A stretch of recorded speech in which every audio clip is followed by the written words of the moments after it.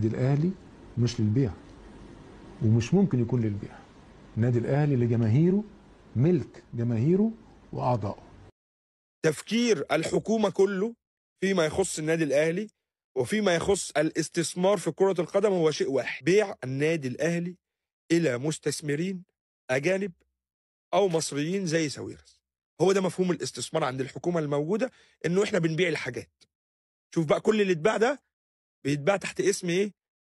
الاستثمار. مش التفريط في اصول مصر، لا، ده استثمار. وهنا الكابتن الخطيب وقف في يوم من الايام وعمل مؤتمر صحفي انا بالنسبه لي تاريخي، والناس ما اتكلمتش عنه، ما اعرفش ليه، وقال فيه النادي الاهلي ملك لجماهيره. النادي الاهلي ملك لجماهيره، مش لاعضاء الجمعيه العموميه ولا للدوله. ملك لجماهيره وهيفضل ملك لجماهيره. فالراجل ده واقف قدام محاولات بيع النادي الاهلي بشكل قويه جدا، وتعرض لضغوط سياسيه.